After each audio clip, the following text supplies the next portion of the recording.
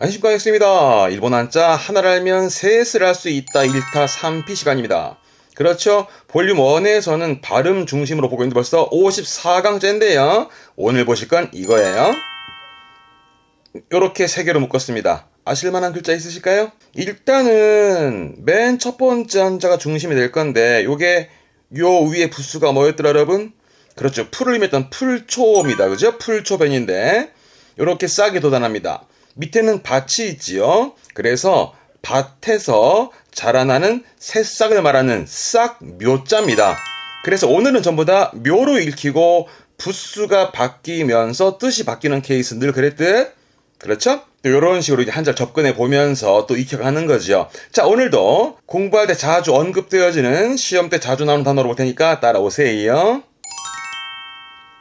맨 처음 게 싹이었습니다. 어떤 느낌인지 아시겠죠? 그렇죠? 밭에서 조그맣게 나 있는 싹을 말하는 싹 묘자. 여기서 모라는 것은 그 논에 모내기 하잖아요. 그 벼의 모를 말하는 모묘 싹 묘입니다. 대표적인 음독은 요게 육자라 육묘가 되겠네요. 말하자면 싹을 키우는 육묘. 발음은요 이급여. 음으로는 벼로 갑니다. 조심하세요. 이급여. 앞에 끝자는 그렇죠. 종자, 종류의 종묘라는 것은 씨앗과 묘, 싹을 말하는 씨앗과 모종을 말하는 종묘. 발음은 슈벼. 요게 웃깁니다. 글자의 자자죠. 묘자가 뭐냐면 지금 이 묘라함은 싹이잖아요. 사람이 싹처럼 돋아나, 즉 사람이 태어나 가장 먼저 얻게 되는 글자는 그렇습니다. 성씨를 말하는 발음은 묘지. 이때 발음 조심하세요. 요게 발음은 묘지예요. 그렇죠. 흔히는 이 한자가 아니라 이 한자 봤을 겁니다. 그렇죠. 명자를 집어넣어서 이름 명자에 명자 써가지고 묘지. 흔히 오른쪽에 묘지를 성씨를 말할 때는 오른쪽에 묘지를 주로 쓰긴 합니다만은 왼쪽처럼 쌍묘자를 쓰는 게 출발점이긴 했습니다. 참고해 두세요. 뜻으로 혼자 있으면은 나의라 함은 말 그대로 어떤 모종이라든가 이런 그림처럼 말이죠. 이런 모종들 특히 벼의 모들을 말할 때 나의 합니다. 요게 재밌는데요. 우리말로 읽으면 그렇죠. 묘목이 되겠지. 한국어로는. 그러면 묘는 벼로 읽고 목은 목구해서 할 것 같지만 그렇지만 일본에서는요. 이거를 묘목이라 읽지 않고 나무로 자랄 싹이다라 해서 뜻으로 읽어요. 그래서 발음은 나에기 조심해 두세요. 묘목의 발음은 나에기 뒷글자는 상자라 침대를 말하는 침상의 상자이기도 하고 밥을 먹을 때 쓰는 밥상의 상자이기도 하는 그 상자입니다. 그래서 묘가 들어있는 상, 즉 모판이나 모종판, 그 모짜리 판 있잖아요. 그거를 의미하는 한자인데 발음은 나에도거. 요거를 요렇게 써서 발음은 나와시로. 발음 때문에 언급한 거예요. 특이한 케이스라. 나와시로. 훈독은 주로 나에들을 씁니다만은 나와의 케이스도 간혹 있어서 언급을 합니다만 나에도거나 나와시로나 의미는 비슷한 모짜리, 모판을 말하게 됩니다. 왼쪽에 부수 많이 봤던 건데요.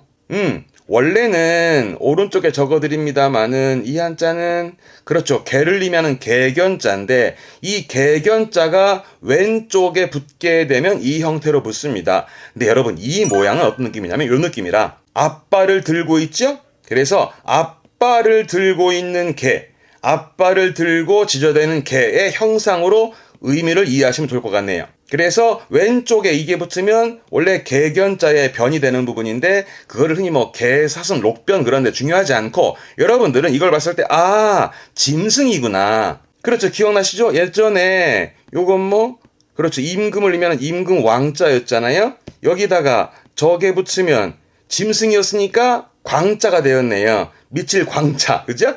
광팬, 열광의 광자가 되는 부분처럼 왼쪽에 이게 보이거든? 짐승이구나 보시면 되셔요. 그러면 여러분, 지금 발음은 묘인데, 묘 중에 짐승은 뭐 있을까? 오른쪽에 있던 강아지 개는 집에서 키울 땐 반려견 그러죠. 반려묘 있네. 그렇지. 고양입니다. 이 한자는 고양이 묘자입니다.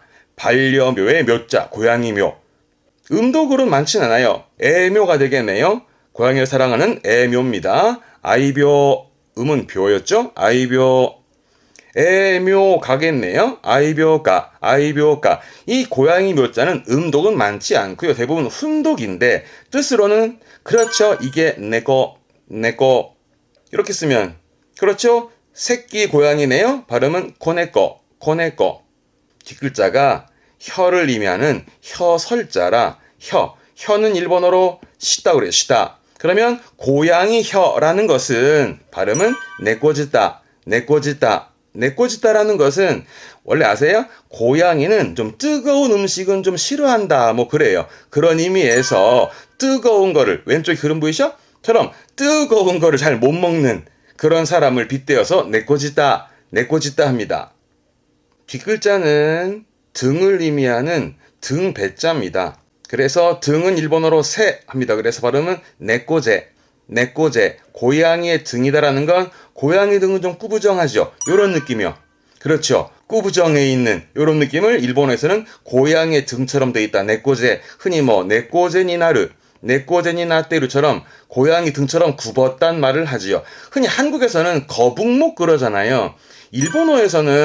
일본어에선 카메는 거북이, 목은 구비해서 카메쿠비, 카메쿠비라는 거북목이라는 느낌의 단어가 있긴 한데 이거는 사전에 실려있진 않고 구글에 검색해 보게 되면은 여기저기 쓰여지긴 하지만 사전에 실려있는 말은 아니에요. 그러니까 한국어처럼 거북목이다라고 말할 때 일본 친구에게 카메쿠비라고 말을 하면 못 알아먹을지도 몰라요. 일본 친구들은 고양이 등에 빗대어 말합니다. 네꼬제, 네꼬제 잊지 마세요. 더 있지요. 참 많습니다.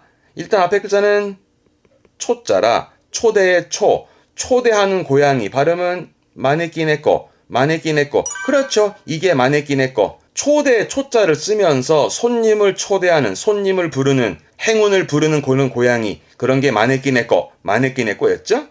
뒷글자는 어렵다. 한자 잘 안 씁니다만은 발음은 가츠오부시. 가츠오부시 들어보셨나? 그죠? 가다랑어 포 있잖아요.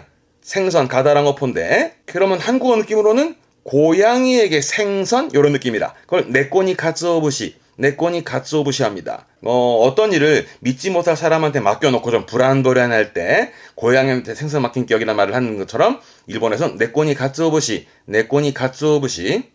뒷글자는 발음이 코방 그래서 네꼬니 코방. 코방이라는 건 요즘 얘기로 치면 돈 얘기고요. 옛날 말로 치면 금화 같은 거. 그러니까 고양이에게 금화, 즉 고양이에게 돈이다라는 얘기입니다. 네꼬니 코방, 네꼬니 코방. 여러분, 고양이에게 돈을 주었다고 해서 그 가치를 알까? 그렇죠? 가치를 모르는 사람에게는 보물이 있어도 소용없다라는 걸 빗대 쓰는 말인데 네꼬니 코방. 흔히 부타니 신주, 돼지목의 진주라고 부타니 신주, 부타니 신주와 비슷한 얘기로 쓰는 네꼬니 코방, 네꼬니 코방. 이건 뭘까요? 고양이 손도 빌리고 싶다네. 발음은 네꼬노테모 카리타이, 네꼬노테모 카리타이. 고양이 손을 빌리고 싶다고요. 왜일까요?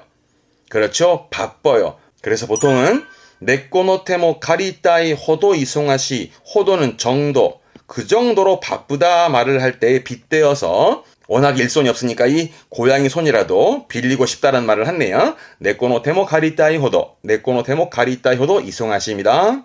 뒷글자 했던 건데 이게 액자라 이 액은 이마를 의미해요.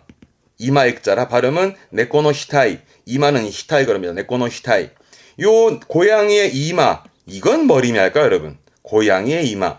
그렇죠? 이것은 좁다라는 겁니다. 좁다는 건 세마이죠? 네꼬노 히타이 호도 세마이.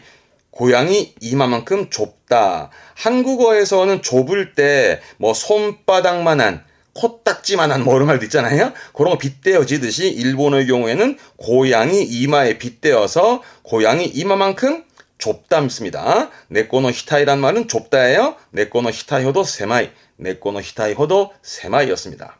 뒷글자 했던 건데 피자라 입을 피자라고 입어요. 옷을 입을 때 피복의 피자거든요. 요거 동사로 쓰면 카부르. 그래서 네꼬 카부르. 고양이를 입었다라는 건 뭐냐면 고양이의 탈을 쓴, 우리 흔히 그러잖아요. 양의 탈을 뒤집어 쓴, 말하자면 본성을 숨기고 있는 그런 걸 빗대서 말할 때는 네꼬 카브르, 네꼬 카브테이르, 고양이의 탈을 쓰고 있다 개념으로 보시면 될 것 같은데요. 네꼬 카브르, 네꼬 카브테이르. 처럼 이 고양이 가지고는 이렇게 관용적인 표현들에서도 많이 보여지는 고양이였습니다. 다음이요. 이번에 왼쪽의 부스는 그렇죠. 손을 의미했던 손수변이었습니다. 힌트를 얻는 방법은 여러 가지지요. 일단 손이 있고 싹이 있으니 손으로 초록색 싹의 모양을 본떠 그린다라는 그릴 묘자기도 하고 봐요. 지금 우린 전부 다 묘를 보고 있는데 손이 있으니 손으로 그리는 거구나 해서 그릴 묘자, 말하자면 묘사의 묘자가 되지요. 그렇죠. 이게 묘사합니다. 이게 묘사하는 거. 발음은 묘샤, 음은 묘예요. 묘샤, 묘샤. 소자, 소묘하는 발음은 소묘, 소묘. 요거는 점자, 점묘하는 거.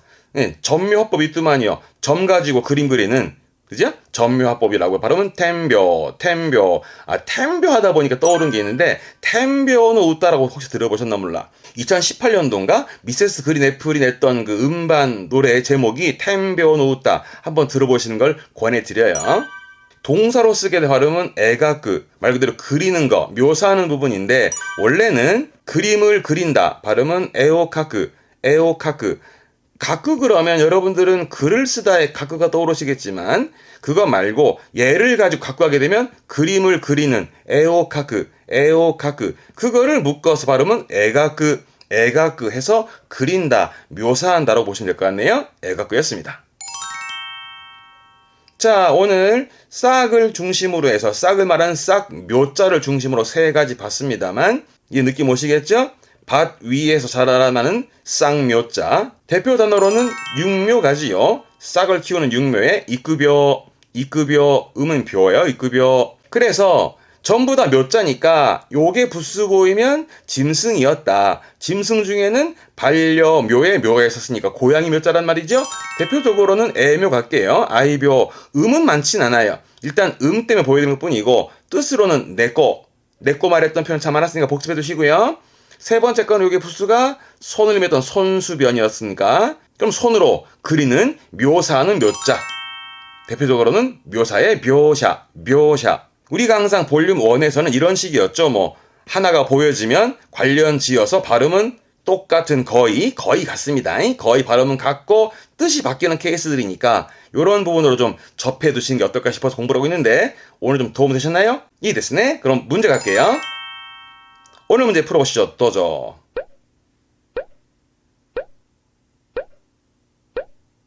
네, 이 문제는요. 닌겐노 나이멘, 인간의 내면을, 그렇죠. 뒷글자는 사진의 사자라, 앞에 글자는 요 발단은 이거였습니다. 그렇죠. 밭 위에 자라나는 싹을 말하는 쌍묘자, 거기다가 그렇죠. 요게 붙으면 짐승을 말했던 반려묘의 묘, 고양이 묘자 내꼬였고요. 지금은 손수가 들어갔습니다만 발음은 묘, 손이 들어갔으니까 손으로 그림을 그리는 묘사의 묘자. 그러면 발음은 사라고 해서 사가 아니지요. 여러분 머릿속에 있잖아요. 사진은 그렇지 샤싱 그러거든요. 그리고 묘자니까 묘가 아니에요. 이 묘의 기본 발음은 묘입니다. 묘. 묘사하다 발음은 묘샤, 묘샤. 정답은 3번이 묘샤가 되겠습니다. 이 됐네.